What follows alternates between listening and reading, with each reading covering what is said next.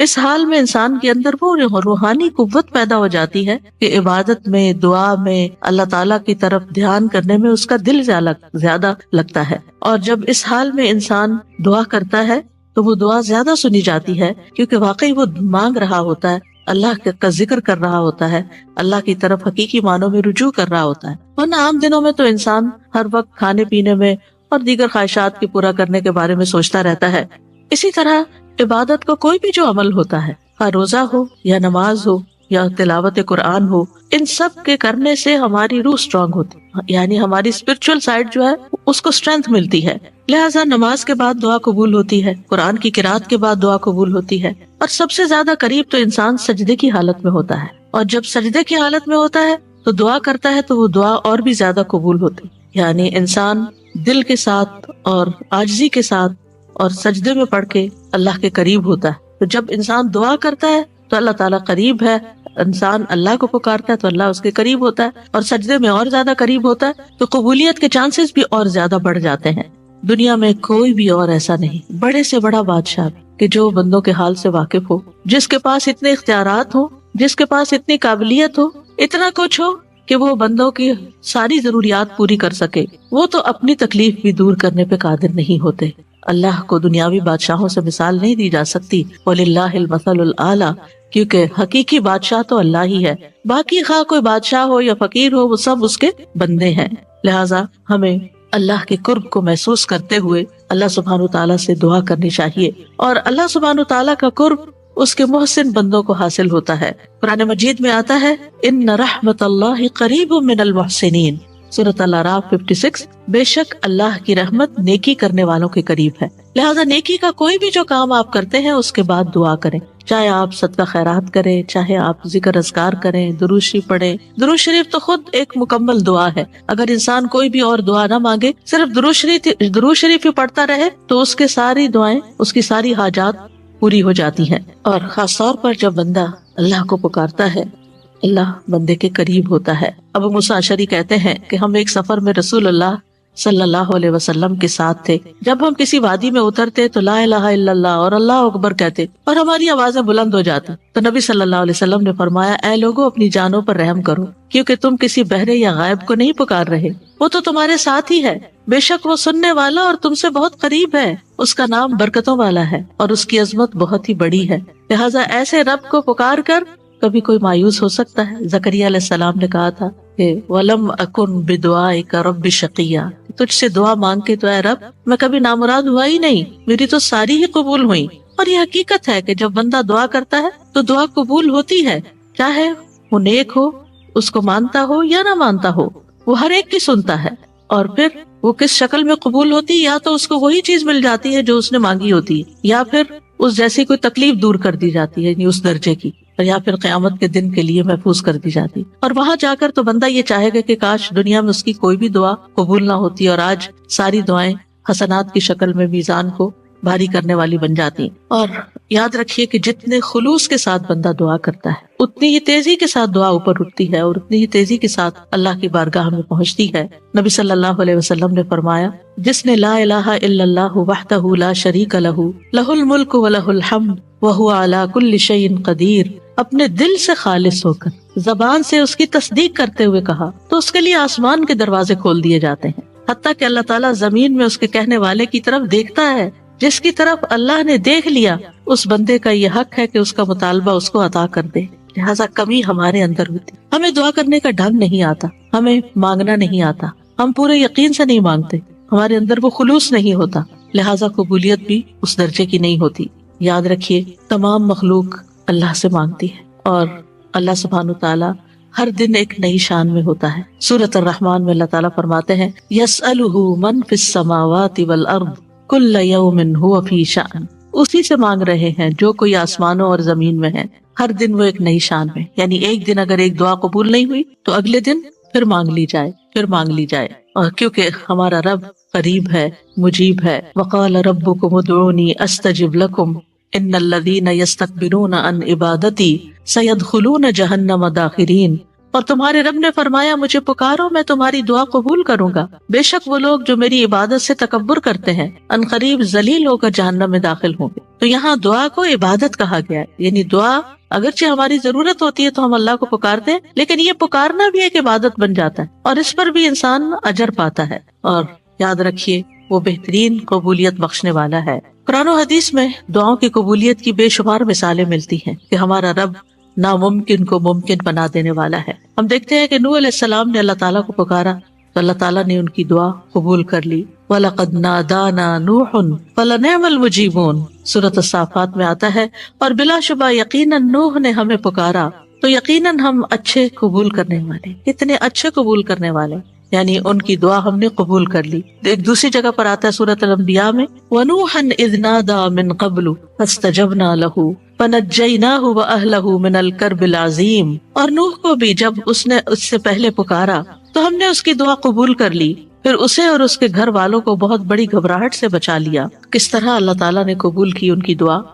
جب ہمیں شیطان ہمارے دل میں مایوسی ڈالے کہ تمہاری نہیں سنی جائے گی، تمہاری نہیں قبول ہوگی، پتہ نہیں مانگ قبول ہوگی بھی یا نہیں، تو فوراً سوچا کرے کہ نوح علیہ السلام کی تو اللہ نے قبول کر لی تھی، وہ ضرور میری بھی دعا قبول کر لے گا۔ یونس علیہ السلام نے مچھلی کے پیٹ میں اللہ کو پکارا تھا، فَنَادَى فِي الظُّلُمَاتِ أَلَّا إِلَٰهَ إِلَّا أَنتَ سُبْحَانَكَ إِنِّي كُنتُ مِنَ الظَّالِمِينَ فَاسْتَجَبْنَا لَهُ وَنَجَّيْنَاهُ مِنَ الْغَمِّ وَكَذَلِكَ نُنْجِي الْمُؤْمِنِينَ۔ تو اس نے اندھیروں میں پکارا کہ تیرے سوا کوئی معبود نہیں، تو پاک ہے، یقیناً میں ظلم کرنے والوں میں سے ہو گیا ہوں۔ تو ہم نے اس کی دعا قبول کر لی اور اسے غم سے نجات دی، اور اسی طرح ہم ایمان والوں کو نجات دیتے، یعنی باقی ایمان والے بھی اگر یونس علیہ السلام کے نقش قدم پر چلتے ہوئے اللہ سے دعا کریں اور اپنے قصور کا اعتراف کریں تو اللہ تعالیٰ ضرور ان کی بھی سنے گا۔ ایوب علیہ السلام نے اللہ کو پکارا، اللہ نے ان کی دعا قبول کر لی۔ وَأَيُّوبَ إِذْ نَادَى رَبَّهُ أَنِّي مَسَّنِيَ الضُّرُّ وَأَنْتَ أَرْحَمُ الرَّاحِمِينَ فَاسْتَجَبْنَا لَهُ فَكَشَفْنَا مَا بِهِ مِنْ ضُرٍّ وَآتَيْنَاهُ أَهْلَهُ وَمِثْلَهُمْ مَعَهُمْ رَحْمَةً مِنْ عِنْدِنَا وَذِكْرَىٰ لِلْعَابِدِينَ۔ اور ایوب جب اس نے اپنے رب کو پکارا کہ بے شک مجھے تکلیف پہنچی ہے اور تو رحم کرنے والوں میں سب سے زیادہ رحم کرنے والا ہے، تو ہم نے اس کی دعا قبول کر لی۔ مانگنے کا کتنا خوبصورت انداز ہے، بس اسے جو بھی تکلیف تھی دور کر دی، اور اسے اور اس کے گھر والے اور ان کے ساتھ ان کی مثل اور عطا کر دیے اپنے پاس سے رحمت کے لیے اور ان لوگوں کی یاد دہانی کے لیے جو عبادت کرنے والے ہیں، یعنی جو باقی دعائیں کرنے والے ہیں ان کے لیے بھی ایک ریمائنڈر ہے کس طرح دعا کی جاتی ہے اور کیسے وہ قبول ہوتی ہے اور کیسے مشکلات آسان ہوتی ہیں۔ اس لیے اس رب سے مایوس ہونے کی ضرورت نہیں۔ یوسف علیہ السلام نے اللہ تعالیٰ کو پکارا تھا، اللہ تعالیٰ نے ان کی دعا قبول کر لی۔ قال رب السجن احب الی مما يدوننی الی والا تصرف عنی کیدہن اصب الیہن واکن من الجاہلین فاستجاب له ربہ فصرف عنہ کیدہن انہ هو السمیع العلیم۔ اس نے کہا، اے میرے رب، مجھے قید خانہ اس سے زیادہ محبوب ہے جس کی طرف یہ سب مجھے دعوت دے رہی ہیں، اور اگر تو مجھ سے ان کے فریب کو نہ ہٹائے گا تو میں ان کی طرف مائل ہو جاؤں گا اور جاہلوں میں سے ہو جاؤں گا۔ تو اس کے رب نے اس کی دعا قبول کر لی، بس اس سے ان عورتوں کا فریب ہٹا دیا، بے شک وہی سب کچھ سننے والا، سب کچھ جاننے والا ہے۔ ابراہیم علیہ السلام نے اللہ کو پکارا، اللہ نے ان کی دعا سن لی۔ ابن عباس رضی اللہ عنہ کہتے ہیں کہ کلمہ حسبنا اللہ و نعم الوکیل ابراہیم علیہ السلام نے اس وقت کہا تھا جب ان کو آگ میں ڈالا گیا تھا۔ ان کے یہ کہنے پر آگ ٹھنڈی ہو گئی۔ انہوں نے کہا، اسے جلا دو اور اپنے معبودوں کی مدد کرو اگر تم کرنے والے ہو۔ تو ہم نے کہا، اے آگ، تو ابراہیم پر سراسر ٹھنڈک اور سلامتی بن جا۔ موسیٰ علیہ السلام نے اللہ کو پکارا اور اللہ نے ان کی دعا سن لی۔ اللہ سبحانہ تعالیٰ فرماتے ہیں، بلا شبہ تم دونوں کی دعا قبول کر لی گئی، بس دونوں ثابت قدم رہو اور ان لوگوں کے رستے پر ہرگز نہ چلو جو جانتے نہیں ہیں، یعنی فرعونی اور ان کے اہل و عیال اور ان کی آل۔ زکریا علیہ السلام نے اپنے رب کو پکارا، وزکریا اذ نادى ربه رب لا تذرني فردا وانت خير الوارثين فاستجبنا له ووهبنا له يحيى واصلحنا له زوجه انهم كانوا يسارعون في الخيرات ويدعوننا رغبا ورهبا وكانوا لنا خاشعين۔ اور زکریا کو جب اس نے اپنے رب کو پکارا کہ اے میرے رب، مجھے اکیلا نہ چھوڑ اور تو سب وارثوں سے بہتر ہے، تو ہم نے اس کی دعا قبول کر لی اور اسے یحییٰ عطا کیا اور اس کی بیوی کو اس کے لیے درست کر دیا. بے شک وہ نیکیوں میں جلدی کرتے تھے اور ہمیں رغبت اور رغبت اور خوف سے پکارتے تھے اور وہ ہمارے لیے عاجزی کرنے والے تھے. تو اس سے کیا پتا چل رہا ہے کہ اگر ہم چاہتے ہیں کہ ہماری دعائیں قبول ہوں تو پھر ہمیں نیکیوں میں جلدی کرنی ہوگی, نیکی کے کاموں میں آگے بڑھنا ہوگا اور ہر حال میں رب کو پکارتے چلے جانا ہوگا, رغبت سے بھی اور خوف سے بھی, یعنی اللہ سے امید رکھتے ہوئے بھی اور اس سے ڈرتے ہوئے بھی. اور رسول اللہ صلی اللہ علیہ وسلم کی بھی بہت سی دعائیں اللہ سبحانہ وتعالیٰ نے قبول فرمائی. حضرت سارہ نے اپنے رب کو پکارا, اللہ نے ان کی دعا قبول کر لی. جب وہ ایسے ظالم بادشاہ کے پاس گھیر کے لائی گئی کہ جو ان کے ساتھ برائی کا ارادہ کرتا تھا, تو انہوں نے کھڑے ہو کر وضو کیا, نماز پڑھنے لگی, پھر دعا کی, اے اللہ اگر میں تجھ پر اور تیرے رسول پر ایمان لائی ہوں اور میں نے اپنی شرمگاہ کو اپنے شوہر کے سوا محفوظ رکھا ہے تو اس کافر کو میرے اوپر مسلط نہ ہونے دے. اس پر بادشاہ کا سانس گلے میں پھنس گیا اور وہ گر کر ایڑیاں رگڑنے لگا. ان کی دعا قبول ہو گئی اور ان کو اس مصیبت سے نجات ملی. اور یہاں انہوں نے اپنے نیک اعمال, اپنی چیسٹی کا وسیلہ اللہ کے سامنے رکھا. پھر اسی طرح ایک اور قصہ آتا ہے غار والوں کا, جنہوں نے اپنے نیک اعمال کو وسیلہ بنایا, اللہ کو پکارا اور اللہ تعالیٰ نے ان کی دعا سن لی. بنی اسرائیل کے 3 لوگوں کا واقعہ ہے جو کہیں باہر جا رہے تھے کہ اچانک بارش ہونے لگی تو انہوں نے ایک پہاڑ کے غار میں جا کر پناہ لی. اتفاق سے پہاڑ کی ایک چٹان اوپر سے لڑکی اور اس غار کے منہ کو بند کر دیا. اب ایک نے دوسرے سے کہا کہ اپنے سب سے اچھے عمل کا جو تم نے کبھی کیا ہو نام لے کر اللہ سے دعا کرو, یعنی اچھے عمل کو وسیلہ بنا کے دعا کرو. تو بہرحال جب اس نے دعا کی اپنے والدین کی خدمت کے حوالے سے تو چٹان تھوڑی سی رک گئی. پھر دوسرے شخص نے دعا کی اور اپنے نیک عمل کا واسطہ دیا, چٹان تھوڑی اور سرکی. اور پھر اسی طرح تیسرے شخص نے بھی, اور اس نے یہ کہا کہ اللہ اگر تیرے نزدیک یہ کام میں نے تیرا چہرہ چاہنے کے لیے کیا تھا تو یہاں ہمارے لیے اس چٹان کو ہٹا کر راستہ بنا دے. چنانچہ وہ غار پورا کھل گیا اور تینوں شخص باہر آ گئے. یہ تفصیلی کہانی صحیح بخاری کی حدیث نمبر 2215 میں ملتی ہے. جو شوق رکھتے ہوں وہ اس کو پڑھ سکتے ہیں. یاد رکھیے دعا ایک عبادت ہے. نبی صلی اللہ علیہ وسلم نے فرمایا الدعاء هو العبادہ. اسی لیے ہم دن میں کئی بار سورۃ الفاتحہ نماز میں جب پڑھتے ہیں تو ایاک نعبد و ایاک نستعین ساتھ ساتھ پڑھتے ہیں کہ صرف تیری عبادت ہم کرتے ہیں اور صرف تجھی سے ہم مدد چاہتے ہیں. اللہ کے نزدیک دعا سے زیادہ معزز کوئی چیز نہیں. یعنی بندہ دعا میں عجز و انکساری کا اظہار کرتا ہے, اپنی ذلت کا اظہار کرتا ہے, اللہ کے آگے جھک جاتا ہے, اپنا سر, اپنا ماتھا, اپنا ناک اللہ کے آگے رگڑتا ہے. اور یہ عبودیت کا اعلیٰ ترین مقام ہے. یہ بندے کے لیے سب سے بلند مقام ہے جس میں وہ اپنے رب کے آگے جھکتا ہے اور اپنے رب سے مانگتا ہے تو رب اس کو عزت بخشتا ہے. جو بندہ اللہ کے آگے ہاتھ پھیلاتا ہے تو اللہ سبحانہ وتعالی اس کے ہاتھوں میں ضرور خیر ڈالتے ہیں. حدیث میں آتا ہے رسول اللہ صلی اللہ علیہ وسلم نے فرمایا بے شک اللہ بڑا رحیم ہے اور بڑے کرم والا ہے. اس کو اس بات سے شرم آتی ہے کہ اس کا کوئی بندہ اس کے آگے اپنے دونوں ہاتھ پھیلائے اور وہ ان دونوں میں کوئی خیر نہ ڈالے. جو مسلمان بھی اپنی حاجت اللہ کے آگے رکھ دے اللہ اسے ضرور نوازتا ہے. آپ صلی اللہ علیہ وسلم نے فرمایا, مسند احمد کی روایت ہے, جو مسلمان اپنا چہرہ اللہ عز و جل کے سامنے گاڑ کر کسی چیز کا سوال کرتا ہے اللہ اسے وہ چیز ضرور عطا فرماتا ہے, خواہ جلدی عطا فرمائے یا اس کے لیے ذخیرہ کر کے رکھ دے.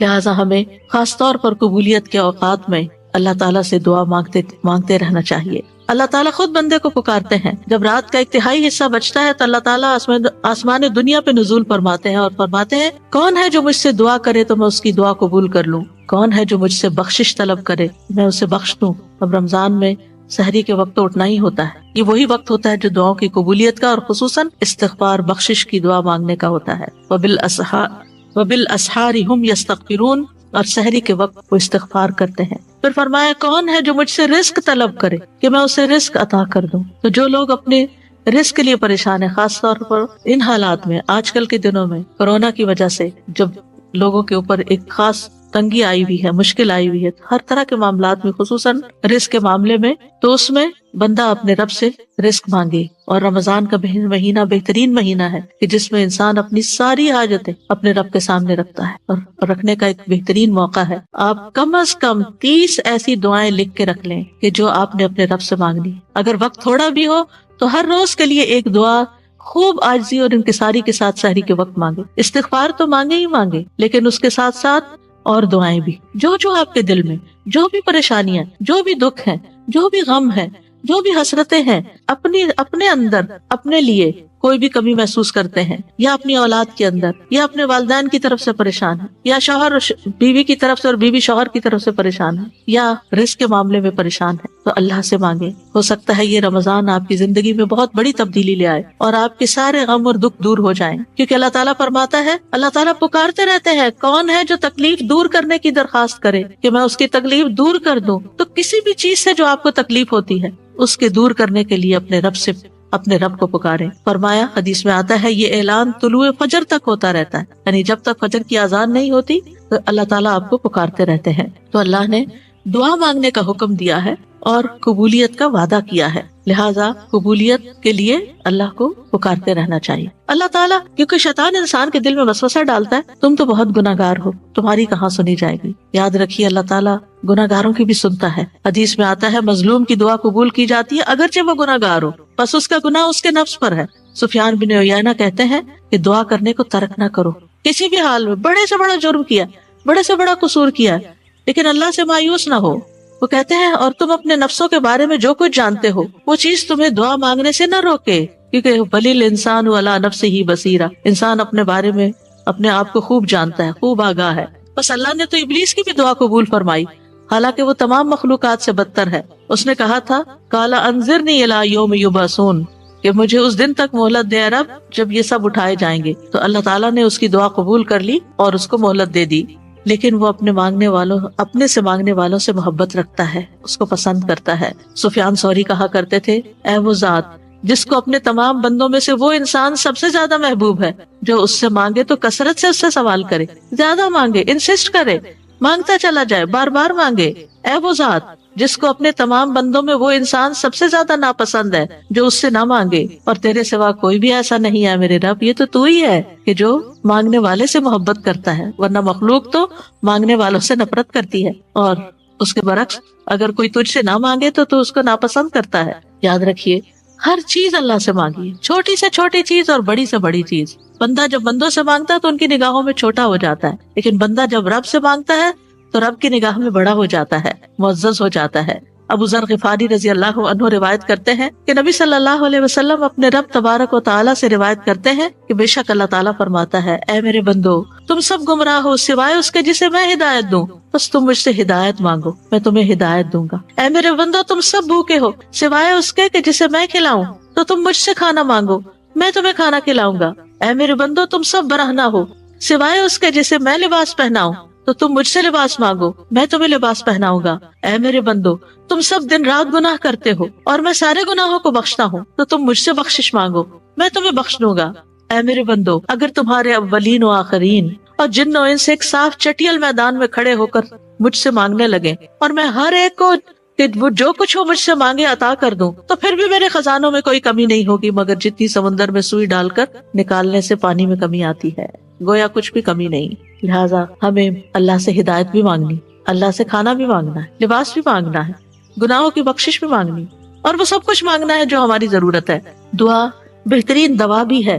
ابن قیم کہتے ہیں، دعا سب دواؤں سے زیادہ نفع بخش ہے، سب دواؤں سے زیادہ. یعنی آپ دوا کھا بھی لیں لیکن اگر اس کے ساتھ آپ دعا کریں گے تو دعا کی وجہ سے وہ دوا بھی زیادہ بہتر کام کرے گی. اور یہ مصائب و مشکلات کی دشمن ہے، یہ تکلیف کو دور کرتی ہے اور اس کا علاج کرتی ہے. تکلیف نازل ہونے کو روکتی ہے، اسے ختم کر دیتی ہے، یا جب وہ تکلیف نازل ہوتی ہے تو دعا اسے کم کر دیتی ہے، اور دعا مومن کا ہتھیار ہے. عمر بن خطاب کہا کرتے تھے، میں دعا کی قبولیت کے بارے میں پریشان نہیں ہوتا بلکہ میں دعا کے بارے میں پریشان ہوتا ہوں. تو جب تمہارے دل میں دعا مانگنے کا خیال ڈال دیا جاتا ہے تو دعا کی قبولیت ساتھی ہو جاتی ہے. کیونکہ بعض اوقات ہم کسی معاملے میں اریٹیٹ ہو رہے ہوتے ہیں، تنگ ہو رہے ہوتے ہیں، پریشان ہو رہے ہوتے ہیں، رو رہے ہوتے ہیں، دل میں بدگمانیاں لوگوں کے بارے میں لا رہے ہوتے ہیں، لوگوں کے گلے شکوے. نہیں، ان سارے مواقع پر جلنے کڑنے کی بجائے، پریشان ہونے کی بجائے فوراً اللہ سے مانگنا شروع کر دیں، فوراً اللہ کی طرف رجوع کریں. اللہ تعالیٰ ایسی کیفیات ہمارے اوپر لاتے اس لیے تاکہ ہم اس کی طرف رجوع کریں. کیونکہ ہم خوشحالی میں تو کم ہی یاد کرتے ہیں،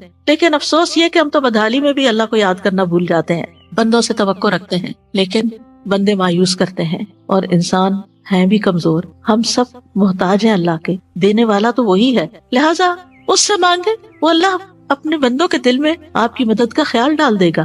پھر یاد رکھیے، کہ دعا صرف ایک دفعہ مانگ کے یہ نہیں کہنا چاہیے کہ میری تو قبول نہیں ہوئی، تکرار سے مانگتے چلے جائیں۔ ابو درداء کہا کرتے تھے کہ دعا مانگنے میں زور صرف کرو، زور لگاؤ، کیونکہ جو کثرت سے دروازہ کھٹکھٹاتا ہے قریب ہے کہ اس کے لیے دروازہ کھول دیا جائے، اور جو اللہ سے نہیں مانگتا اللہ اس سے ناراض ہو جاتا ہے۔ اور یاد رکھیے دعا مانگ کے مایوس بھی نہیں ہونا چاہیے، کیونکہ اللہ کی رحمت سے مایوسی کبیرہ گناہوں میں شامل ہے، اور بندوں کی مایوسی پہ رب مسکراتا ہے۔